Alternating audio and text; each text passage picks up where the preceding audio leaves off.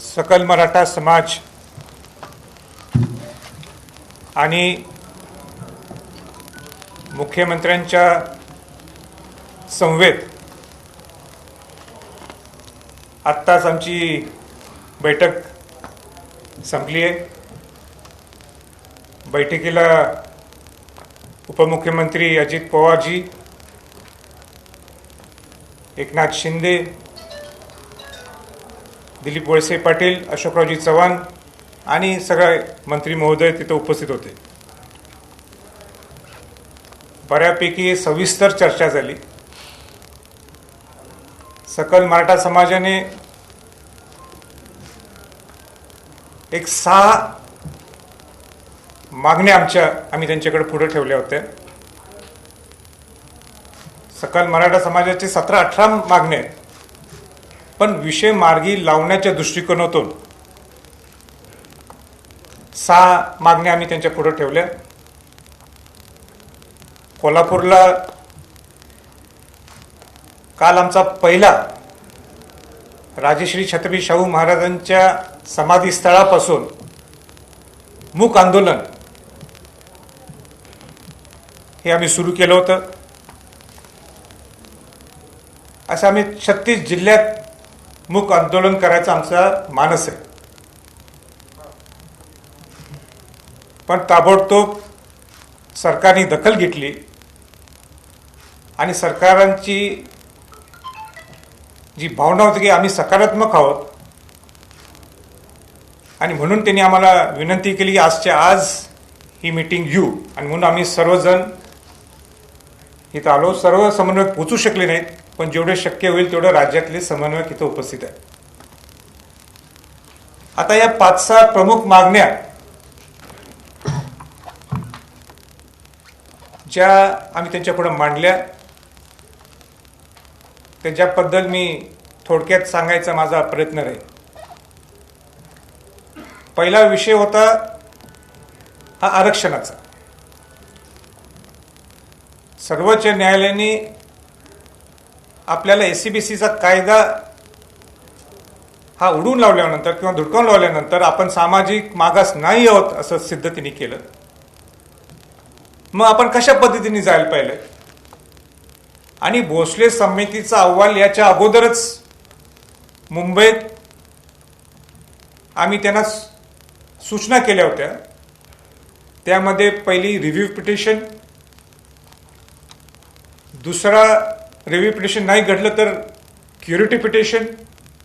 पण भोसले समितीने सांगितलं क्युरिटी पिटिशन घ्यायची काय गरज नाही, म्हणून राहतो एकच, ते म्हणजे रिव्ह्यू पिटिशन.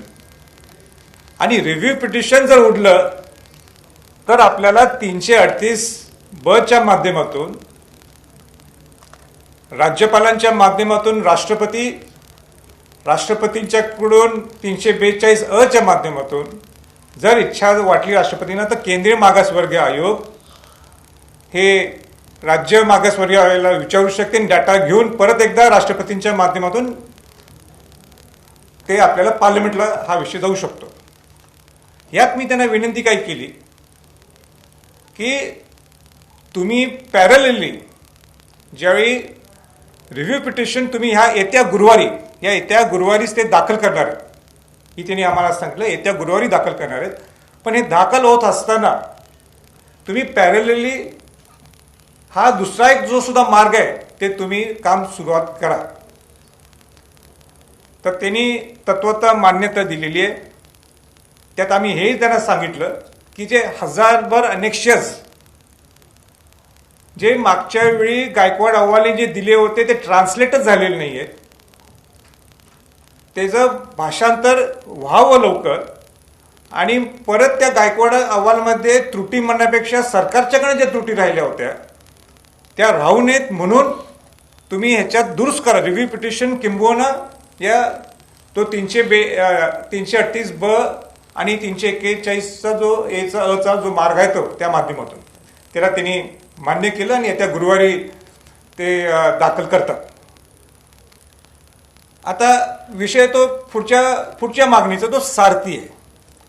आता सारथी हे सगळ्यांचं हृदयस्थान आहे आणि सारथीच्या माध्यमातूनच खऱ्या अर्थाने आपण ह्या मराठा कुणबी समाजाचं एक वेगळी दिशा, या समाजाला आपण एका स्वतःच्या पायावर उभा करू शकतो.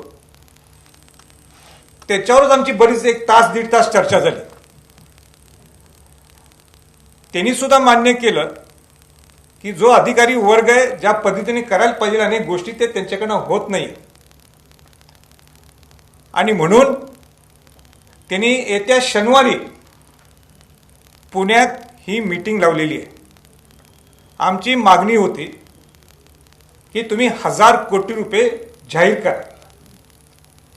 तर अजित दादा पवारांचं म्हणणं आलं आणि मुख्यमंत्र्यांचं, राजे पैशाची काही अडचण नाही आहे, आमची जबाबदारी आहे, जेवढं सारथी मागणी करल तेवढे आम्ही पैसे देणार, हा आमचा शब्द आहे तुम्हाला. आणि म्हणून ती मीटिंग ही शनिवारी तिथं होणार आहे. आणि माझा विश्वास आहे, आमच्या सर्वांची अपेक्षा आहे की तुम्ही शनिवारी एक टेंटेटिव्ह जे सारथीचे MD आहेत आणि चेअरमन आहेत त्यांनी एक समोर मांडावं की आम्हाला 500 कोटी लागणार आहेत, 700 कोटी लागणार आहेत की 1000 कोटी लागणार आहेत. म्हणून त्यांचं म्हणणं असं होतं की आज नुसतं 500 कोटी डिक्लेअर करून टाकलं आणि परवाचं असं कुठल्या ते एकाला डिक्लेअर केलं ते पैसे वापरलेच नाहीत, हे असं होऊ नये.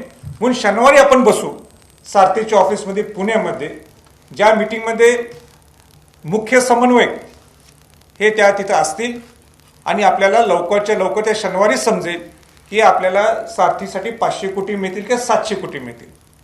उपकेंद्र स्थापन करणार आहेत त्याच्यावर मी आता जास्त काही खोल बोलत नाही, ते मला वाटते अशोकरावजी चव्हाण या सगळ्या लोकांनी सांगितलं. मी आमच्या सर्वांच्या प्रेस नोटमध्ये ते तुम्हाला देतो.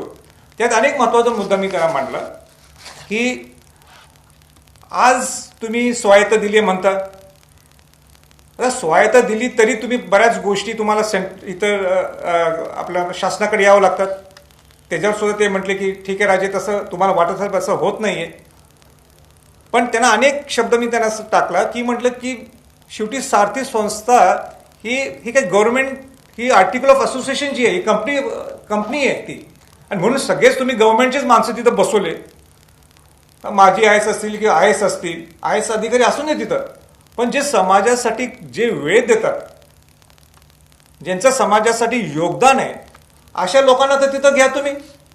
तर त्यांनी तत्वतः मान्यता दिलेली आहे की तुम्ही राजे तुमच्या समन्वयक समितीने सुद्धा सांगा, आम्ही सुद्धा बघतो. तर तिथे 3-4 एक खाजगी डायरेक्टर्स हे सुद्धा सारथीमध्ये घेण्याचं त्यांनी आम्हाला आश्वासन दिलेलं आहे. वसतिगृहाचा आमचा एक विषय होता की दर जिल्ह्यात वसतिगृह होणं गरजेचं आहे. त्या 36 जिल्ह्यापैकी 23 जिल्हे त्यांनी निवडले.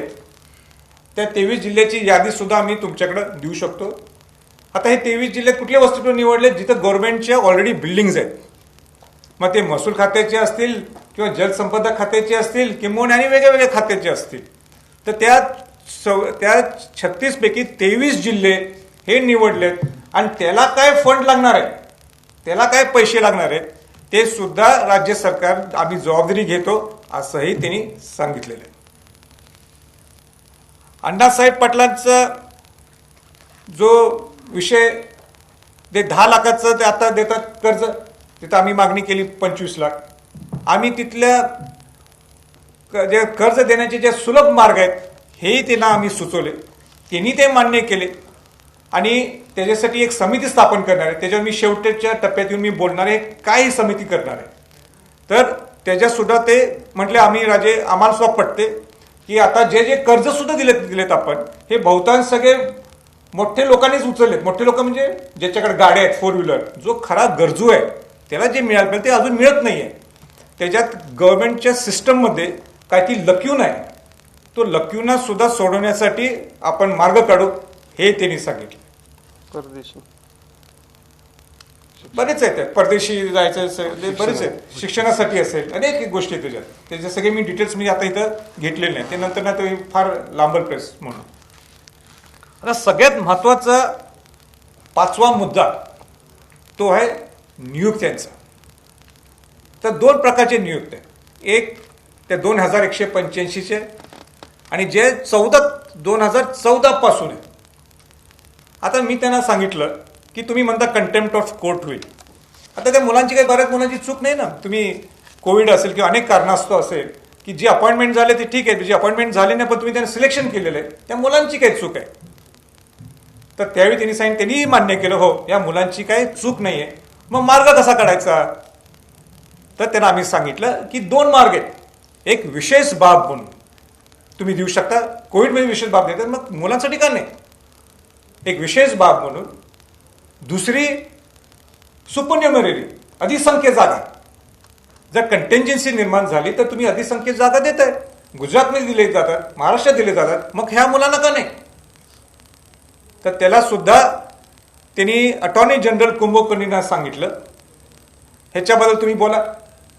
तर कुंभकोणींनी सांगितलं आम्हाला की आम्हाला 14 दिवस द्या, 14 दिवस द्या, आम्ही ह्यातला मार्ग काढतो. जो विशेष बाब असेल किंवा सुपरन्युमररीची वेगळ्या वेगळ्या ठिकाणी असेल त्यात आम्हाला 14 दिवस द्या, म्हणजे आम्हाला जे काय लिगल फॉर्मॅलिटीज आहेत ते आम्हाला करावे लागतील. पण एक सरकार बोलता बोलता काय बोलून गेलं,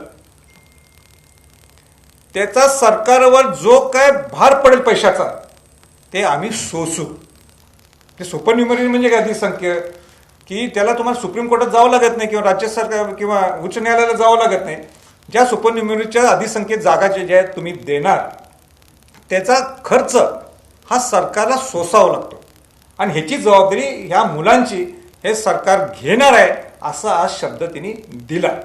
पण आता यांनी 14 दिवस मागितलेत अटॉर्नी जनरलनी, जेणेकरून लिगल ह्याच्यातनं हे कुठं जाऊ नये आणि दिल्लीत त्यांनी जाऊ नये असं आमचं त्यांचा आग्रह आहे. परत जाऊन ते दिल्लीला जाऊन काय तुमचं काय मत आहे आणि कशाला जायचं तिकडं? ज्यावेळी ह्याच्यात क्लिअर कट आहे तुमच्या सर्वोच्च न्यायालयाच्या परवाच्या निकालामध्ये की म्हणजे ज्याच्या सुपरन्युमरीचा त्यांनी उल्लेखच केला नाही, म्हणजे याचा अर्थ सुपरन्युमरीला त्यांचा काय विरोध नाही.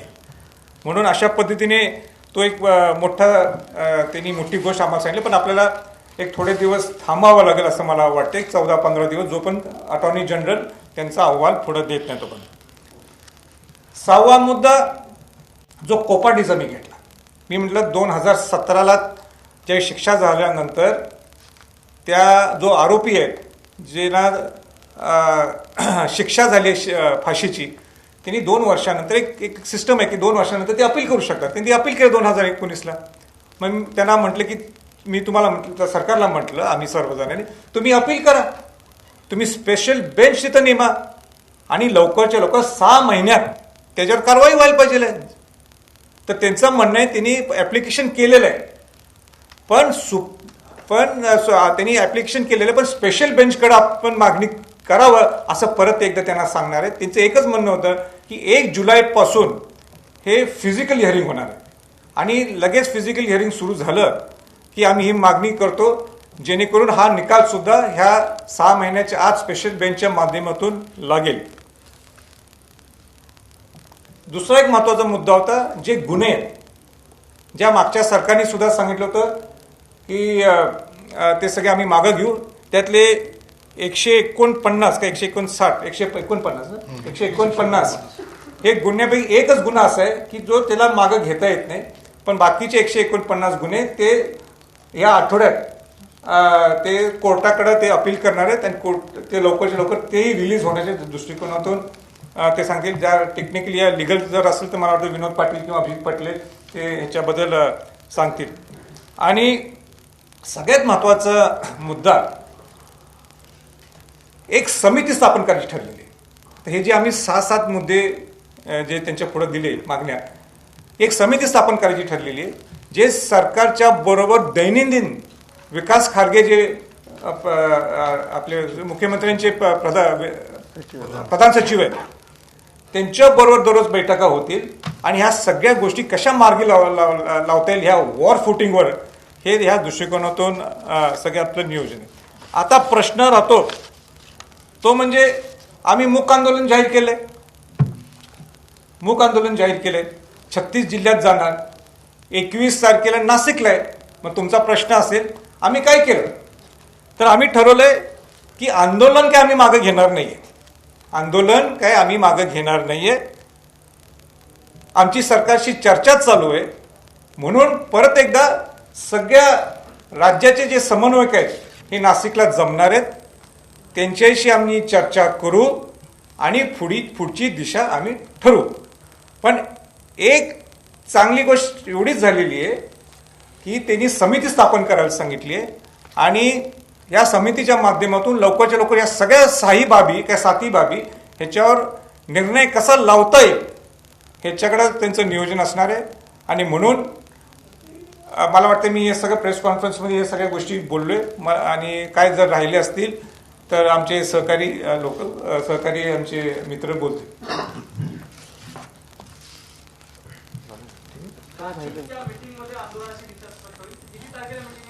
नाशिकला 21 तारखेला मूक आंदोलन आहे, पण आता तुम्ही म्हणाल मूक आंदोलन होणार का, तर माझं असं म्हणणं आहे तिथं आम्ही तिथं जाऊ आणि पुढची दिशा आंदोलनाची ठरवू. म्हणजे 21 तारखेला नाशिकला मूक आंदोलन होईल काय नाही मला नाही वाटत, त्यावेळी 21ला होईल, पण त्याचा अर्थ असा नाही आहे की मूक आंदोलन संपले.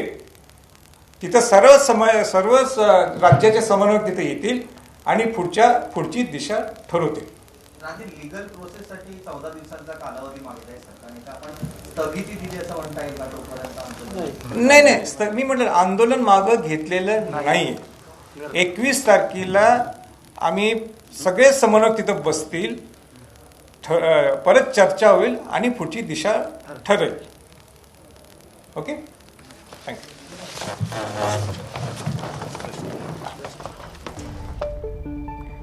तर खासदार संभाजीराजे आणि मुख्यमंत्री यांच्यासोबत जी 2 तास महत्त्वपूर्ण बैठक झाली, त्या बैठकीमधले कोणते मुद्दे आहेत, मागण्या ज्या आहेत त्या करण्यात आलेल्या होत्या आणि त्यावर सरकारकडून कुठल्या पद्धतीचं आश्वासन देण्यात आलेलं आहे ते या ठिकाणी संभाजीराजे यांनी सांगितलेलं आहे. आंदोलन आपण मागे घेणार नाही. 21 तारखेला नाशिकमध्ये राज्यभरातल्या समन्वयकांशी चर्चा करून पुढची रणनीती जी आहे ती ठरवली जाईल असं त्यांनी या ठिकाणी स्पष्ट केलंय. एबीपी माझा, उघडा डोळे बघा नीट.